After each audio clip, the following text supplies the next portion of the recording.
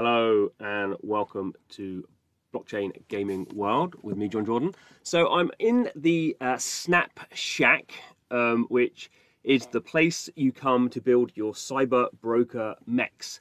So this is a process that's been getting on for a year in the making. So if you held a Cyberbroker NFT in 2022, there was this basically long process where if you didn't do anything, you would just airdrop some mech parts, and if you were involved in some of the sort of online ARGs, I guess you would call them, sort of little narrative games where you had to go and sort of solve online sort of query puzzles and quests, and basically it was very community driven, and people had to work out these things. You know, the usual sort of stuff we get where it's a complicated quiz and no one person can solve it, but the community comes together and sort of finds these Easter eggs on websites and does stuff. And if you really got involved in that, you got higher quality mech parts. So I didn't really do, I sort of played around with a bit of that in the early days, but didn't have a lot of time. So I didn't really get involved in that a lot.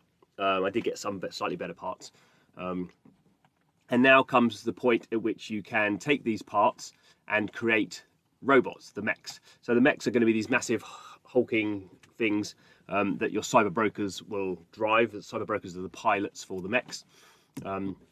Of course, if you didn't get involved in any of this sort of stuff, you can just go to OpenSea and buy some mech parts, which actually, so I got airdropped some stuff, and I built a mech yesterday, and actually did a video of that.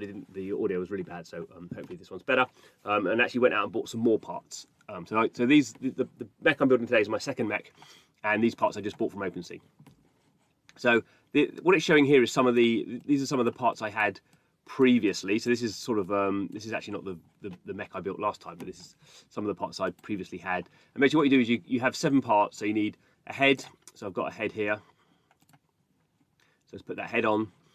And these are so it's got quite complicated. I won't go into all the details. You basically got airdrop these parts, then you had to reveal the parts, and there was like 50 different sort of styles. So there's you can see there's the legs here are from this sort of female, sort of like a rabbit robot sort of thing, and these ones, Sir Furnace Coswell is sort of like a steampunk sort of robot. And what you can do is you can buy, all the parts have rarities. There's 5 different rarities, and then all the parts have an art style. And so you could build a complete robot using certain art styles, which some people do, but I sort of quite like to do sort of mix and match a little bit. So I'm not doing that. So I've got my body here. So you can see here, the body here is going to be quite sort of wacky. So it's not the same look as this one, as the head.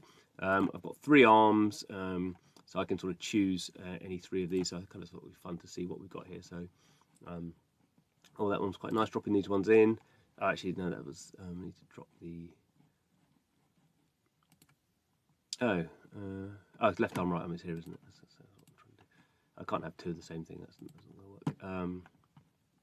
So sort of interesting. I think these sort of mechs should be a bit sort of Frankensteinian. That they should sort of be look like they've been created from parts that have been sort of left. So I think that's quite a good look there. The legs are definitely wrong. So I've got these legs, wowie Ravenger legs. So that looks pretty cool to me. Those cardboard boxes. Look at that, legs made of pizza boxes. Excellent. So this is sort of look I'm going for. I've got 2 engines. And the other thing to mention here is you can see each of these items has different power. So you can sort of, if you were very into this sort of thing, you could make, you know, a power heavy robot or a speed robot or an endurance robot, and there are a whole bunch of sort of metas you can play around with. Certain of the rarity types have different sort of play into different of these elements as well. So I could choose here either a powerful speedy one, or this one with no endurance. This one has a bit of endurance, a bit of power. So the other thing to mention here is this is Enforcer. So Enforcer is sort of the most common one, and Ravenger is sort of uncommon, and then there's actually 3 more above that. But it starts to get expensive when you're doing that. So there's my engine is inside my body, but you can see the sort of the color change there when I did that, and then there's this afterglow. So I think that's the afterglow is like an art style thing. But then the other thing I can do is I can have an accent color. So there's these various sort of this does some upgrade. Let's see if I can get it to work. There are these sort of various elements on the. Right, okay, so yeah, you can see when it now if it's applying to all parts, you can sort of see there's various sort of they call it accent color. So there's various. It doesn't change the color of everything. It just changes the color. So it gives a sort of continuity. It gives it like a. You're putting all these parts together, but you can sort of have some sort of overall color to the his headband. You could do these all separately, or you could do them sort of together. So I guess we've got some browns and some greens. I quite like that lime green actually. I don't have a problem with that. Could make it a bit greener. Yeah, and that sort of matches that one there. What would it be if we? No, I think a little brighter green. So sort of quite happy with that. So that is now my mech. And the interesting bit is, so they've got these seven NFTs. These are all, I think they're ERC 721s.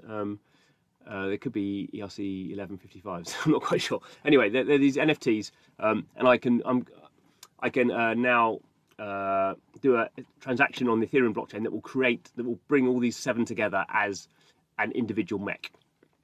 As a, and these I will get this as a 3D rigged, so animated model in various forms that I can download and then use. There's a whole bunch already of sort of metaverses, or however you want to see them. There's a whole bunch of sort of developers already supporting these mechs, and more to come. So we can see here. This is the model, the Ravager. Actually, we have something else to do. We can see the power here. So this is mainly a speed. It's not. This is out of 30, so this is not. This is as I said, a common sort of version that doesn't have really high powered or high speed or high endurance elements. So it's pretty sort of average, a bit faster. And we can see sort of the part breakdown here. So you can see all the parts here are Ravager parts, because that's what I bought. It's 22 meters high. It's quite light actually. So it's 197 tons. I think the previous one I did was 250. The maximum is about 300. So some of these are sort of bigger and more sort of bulky. And the other nice thing you do is this naming process. So it basically you have a name. So the name is part of the metadata that goes on the blockchain. So for some reason it's taking a bit of time to do this. Okay, so it does all these because the head was whatever it is, it was called Sir, whatever he was. So they sort of take that as a starting point for these sort of AI-driven names. But I can go through and sort of I can choose one of these, or I can sort of generate new ones. They're just randomly generated. For some reason, it's being a bit slow at the moment. So I can sort of choose one of these, and that's locked into the NFT. But the really interesting thing about this whole project is you can also, once you've created the NFTs, created the mechs, you can also, it's not live yet, but you also be able to take them apart again. So you're able to disassemble them back to their original parts. So there's like these little cool bits of Lego that you're sort of building. Obviously, you're paying the gas, you're paying gas fees to create and gas fees to take them apart again. But you can take apart the items, and if you get new items, or buy new items, you can sort of mess around with all this sort of stuff. Sir Beep Jester Way, that's pretty cool. Lord Season Ministries Ings.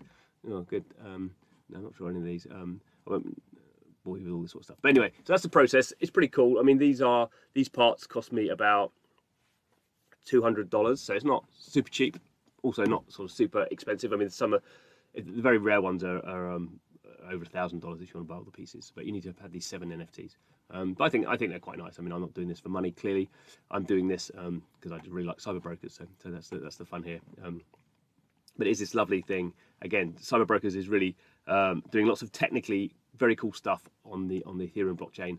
I would say it's by far above any other NFT collection in what it's doing. That's partly because I know one of the tech people there, and he's super smart. But it's really nice that they're doing this, and that's part of they have a great art style. Clearly, I think they have a really good roadmap, but they also have this really excellent sort of tech stuff. And just I might, when the ability to disassemble these becomes available, I might just do that just for the fun of it.